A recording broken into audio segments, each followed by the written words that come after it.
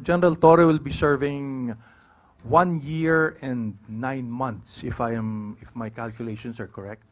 That means he will be one of the longest chief of the Philippine National Police to serve.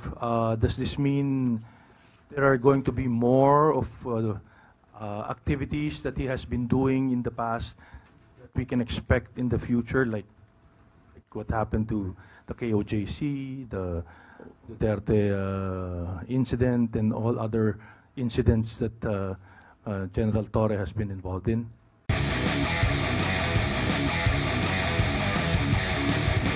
Ace Romero, Philippine Star. Secretary, good afternoon. Maaari bang humingi kami ng detalye bakit po si General Torre na 2-star general ang napili ng Pangulo bilang susunod na hepe ng PNP? Wala akong may bigay na detalye dyan. Ano? You know, the appointment of elements of the officers of the PNP, there has to be kept confidential. Okay? We should respect that confidentiality. But it's the President's discretion, which I consider to be absolute, because he is actually the, well, you cannot consider that Commander-in-Chief kasi civilian yan, no? Pero more or less, ganun. No one can question the use of that discretion, call it inscrutable.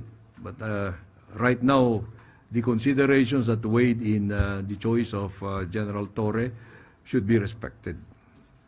Kasi he oversaw many high-profile operations, including yung kay Pastor Kibuloy and then recently yung pag-aresto kay former President Duterte. May kinalaman po kaya yung naging handling niya ng mga ganong operations sa naging choice ng Pangulo?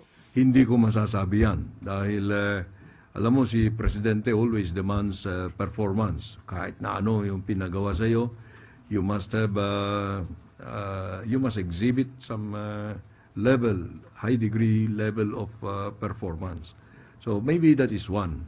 I'm not going to discount that.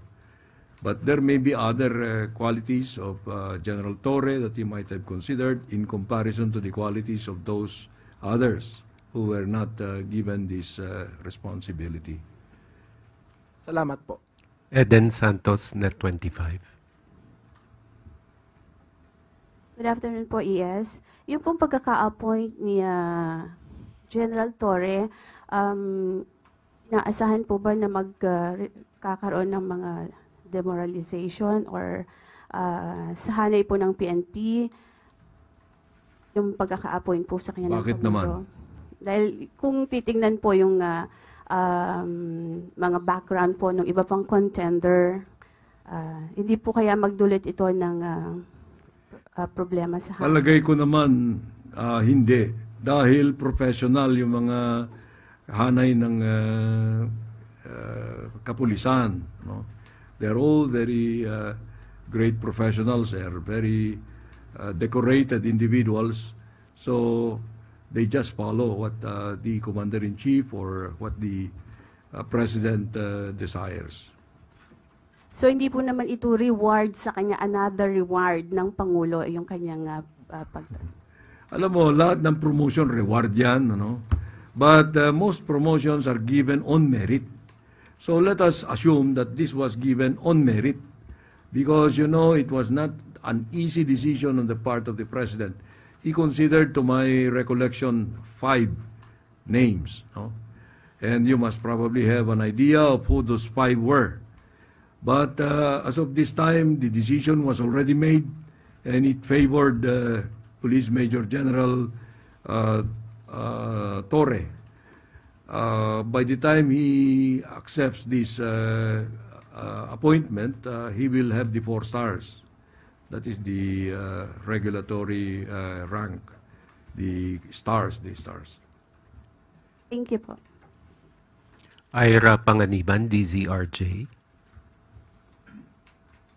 Yes, General Torre will be serving 1 year and 9 months, if my calculations are correct. That means he will be one of the longest chief of the Philippine National Police to serve. Does this mean there are going to be more of activities that he has been doing in the past that we can expect in the future, like what happened to the KOJC, the Duterte incident, and all other incidents that General Torre has been involved in? Well, let him show to us. I do not understand too well the question. No? Performance is always depending on the situation. In these kinds of operations of the police, he was given an assignment, yung KOJ, ang sinasabi mo. He went at it like it was an ordinary thing, very professional. So we should praise him for that. There may be other situations like arresting a kidnapper. That's another kind of operation.